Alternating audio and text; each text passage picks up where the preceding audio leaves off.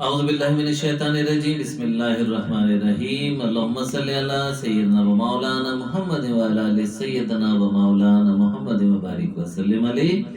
تمام مشاق رسول صلی اللہ علیہ وسلم کو اعجاز خالق قادری ویسی کی جانب سے السلام علیکم ورحمۃ اللہ وبرکاتہ۔ اس یقینی دعا کے ساتھ ایک خوبصورت پیغام آپ کے سامنے حاضر خدمت ہے کہ اللہ رب العزت ہمارا ایک دوسرے کو اچھی باتیں پہنچانا قبول و منظور فرمائے اور اسے ہمارے لیے نجات کا ذریعہ بنا دے۔ تمام یوٹیوب چینل دیکھنے والے حاضرین ناظرین سے ملتمس ہوں گا کہ اس چینل کو سبسکرائب کیجیے گا۔ اچھی پیاری ویڈیوز جو بھی آپ تک پہنچتی ہیں اصلاح کے ذریعے اور اصلاحی معاملات ہوتے ہیں تو اس کو بھی آپ دوسروں کے لیے اصلاح کے لیے آگے تک پہنچائیے، شیئر کیجیے اور سبسکرائب کے ساتھ ساتھ شیئر بھی کیجیے اور کمنٹس باکس میں اپنی قیمتی رائے ضرور دیجیے گا تاکہ مجھے بھی اپنی اصلاح کرنے کا موقع ملے۔ ساتھ ہی کمنٹس باکس کے ساتھ ساتھ بیل آئیکن کو ضرور پریس کیجیے گا تاکہ ہماری آنے والی جتنی بھی ویڈیوز ہوتی ہیں اس کے نوٹیفیکیشن آپ تک پہنچتے رہیں۔ اچھی باتیں ضرور ایک دوسرے تک پہنچایا کریں کیونکہ بہرحال یہ ایک بہترین ذریعہ ہے علم کا آگے تک پہنچانا، اور اللہ رب العزت کو بے انتہا پسند ہے کہ آپ اچھی باتیں ایک دوسرے تک ضرور پہنچائیں تاکہ کسی کی بھی اصلاح ہو جائے گی تو یقیناً اس کار خیر میں ہمارا بھی حصہ ہوگا اور اللہ رب العزت کی بارگاہ میں ہمیں بھی مقبولیت حاصل ہوگی اور ہماری دین اور دنیا دونوں سنورے گی۔ اللہ اور اس کے رسول سے یقیناً یہ قربت کا ایک بہترین ذریعہ بھی ہے۔ موضوع کی طرف آتے ہیں کہ ماہ رمضان اور 7 بڑے چور، تھوڑی سی طنز و مزاح کے انداز میں ہے لیکن ہے بڑی قیمتی بات، مجھے اچھی لگی۔ سوشل میڈیا پہ ہمیشہ جو بھی باتیں ہوتی ہیں تو میں ہمیشہ کہتا ہوں کہ اگر اسے پازیٹیولی لیا جائے تو یقیناً یہ علم کے بڑھانے کا ذریعہ ہے، لیکن اگر غلط باتیں آپ آگے پہنچائیں گے تو وہ بھی آپ کے لیے برائی پھیلانے کا ذریعہ بنے گا، تو پھر ظاہر وہی چیز آپ کے لیے اور ہمارے لیے بری ہو جائے گی۔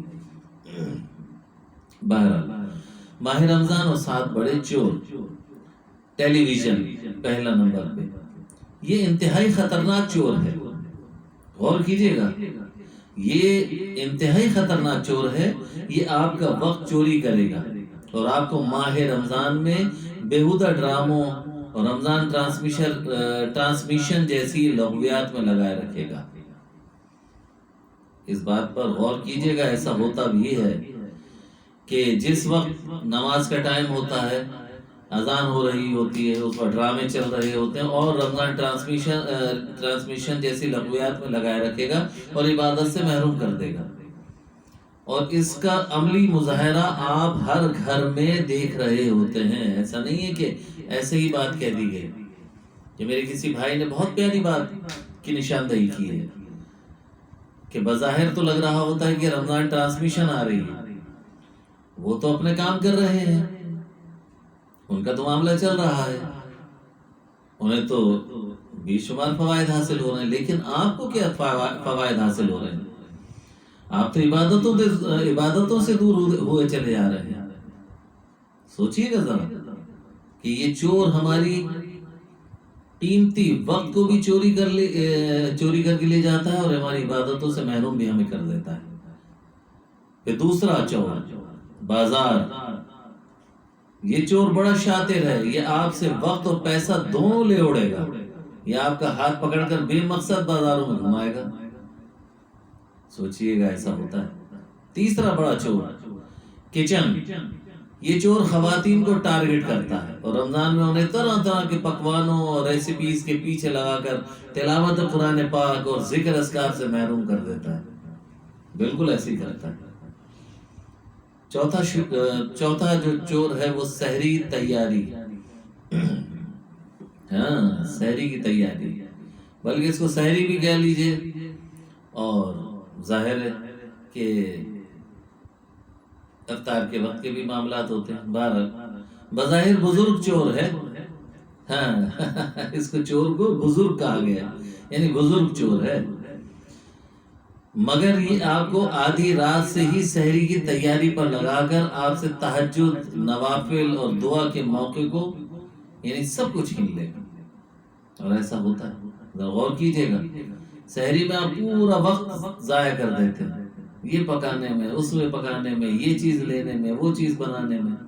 پتہ چلتا ہے اس دوران میں اگر آپ 2 رکعت 4 رکعت تہجد پڑھتے، تھوڑا سا قرآن پڑھتے، دعا کرتے، بڑا قیمتی وقت ہے کہ اللہ رب العزت کی بارگاہ میں اپنی باتوں کو بنوانے کا، لیکن وہ تمام وقت تو سحری بنانے میں لگ جاتا ہے۔ تو یہ جو ہے نا، یہ چوتھا چور آپ کو سحری میں تیاری میں لگا دیتا ہے۔ 5واں چور فیس بک۔ یہ چور بڑا پروفیشنل ہے، یہ ہر دم آپ کے ساتھ ہوتا ہے، یہ آپ سے نہ صرف آپ کا وقت چھین لیتا ہے بلکہ آپ کو غیبت، گالم گلوچ کا مرتکب تک کر دیتا ہے، اور اس کو آپ کو کہیں کبھی نہیں چھوڑتا، خود پسندی میں مبتلا کرتا ہے۔ اور حقیقت بتا رہا ہوں کہ ظاہر ہے جب اس سوشل میڈیا کا، جیسے میں نے پہلے بھی کہا، کہ غلط استعمال کرتے ہیں تو کیا ہوتا ہے، یہ گناہ جاریہ ہو جاتا ہے، عذاب جاریہ بن جاتا ہے۔ بے سوچے سمجھے آپ بہت ساری چیزوں کو آگے بڑھا دیتے ہیں، خود پسندی میں مبتلا ہو جاتے ہیں کہ لوگ آپ کی تعریف کریں، لازمی کریں۔ اسی طرح سے آپ بلا وجہ کی اپنی کمنٹس جاری کر دیتے ہیں جو گناہ کا سبب ہے۔ بہرحال اسی طرح سے مختلف لوڈو گیم یا اور مختلف طرح کے گیم جو ہے، یہ بھی چور ہے۔ یہ چور رمضان کے مہینے میں زیادہ تر دیہی علاقوں میں پایا جاتا ہے، بے وجہ، جہاں پر عموماً نوجوان فارغ ہوتے ہیں، انہیں رمضان میں لوڈو گیم میں الجھاتا ہے، وقت کے ضیاع کے ساتھ یہ باہم جھگڑا بھی کراتا ہے۔ یہ حقیقت ہے کہ جہاں دیہی علاقے ہوتے ہیں وہاں پر اور ایکٹیویٹیز نہیں ہوتی، تو لوڈو ہے یا کیرم ہے یا اور مختلف طرح کی ایکٹیویٹیز میں الجھا دیتا ہے۔ یعنی آدمی سمجھتا ہے کہ چلو ہم وقت پاس کر رہے ہیں، وقت پاس کرنے کے لیے صرف یہ گیم رہ گئے۔ روزے سے ہیں تو آپ اس دوران میں درود پاک پڑھ لیجئے، استغفار پڑھ لیجئے، کلمے کا ورد کر لیجئے، نوافل پڑھ لیجئے، قضائے عمری پڑھ لیجئے، قرآن پاک کی تلاوت کر لیجئے، یا کوئی اور بھی بہت سارے نیک اعمال کر سکتے ہیں۔ لیکن نہیں، کھیل میں اپنے وقت کو ضائع کر کے کہتے ہیں کہ ہم وقت گزار رہے ہیں۔ اسی طرح 7واں بڑا چور جو ہے وہ نیند کا ہے۔ یہ چور ظاہری طور پر دیکھنے میں ضرر رساں نہیں ہے، لیکن کیا کرتا ہے، یہ بہت چالاک ہے۔ آپ کو بظاہر تو ضرر نہیں پہنچاتا، لیکن کیا کرتا ہے، چالاک ہے، آپ کو ماہ رمضان میں تھپکی دے دے کر دن کا اکثر حصہ سلائے گا اور آپ عبادتوں کی سعادتوں سے محروم ہوں گے۔ ایسے ہی ہے، یعنی آپ کو قنوتی آ جائے گی، آپ سوچیں گے کہ چلو یار برائی تو نہیں کر رہا، نہ کسی سے لڑ رہا ہوں، نہ جھگڑ رہا ہوں، نہ کوئی غلط کام کر رہا ہوں، چلو سونا بھی عبادت ہوتا ہے، بے سوئے چلے جا رہے ہیں۔ ارے سونا عبادت ہے، اگر روزے کی حالت میں سونا بھی عبادت ہے تو یہی ایک عبادت ہے جس کو کرنا ہے، یعنی قرآن پاک کی تلاوت ہے، نوافل پڑھنا ہے، نمازوں کا اہتمام ہے، دعاؤں کا اہتمام ہے، وہ نہیں کرنا، ذکر اذکار ہے، اور بہت سارے معیاری کام ہو سکتے ہیں، اچھی کتب کا مطالعہ ہے، یعنی دینی کتابوں کا، معلوماتی کتابوں کا، مسائل کے حل آپ جانیے تاکہ آپ کی زندگی میں سدھار پیدا ہو۔ کسی کی اصلاح کے لیے کوئی اچھی باتیں ایک دوسرے سے ڈسکس کریں، دینی باتیں کر لیجئے، لیکن یہ آپ کو تھپکی دے دے گی، سلائے گا۔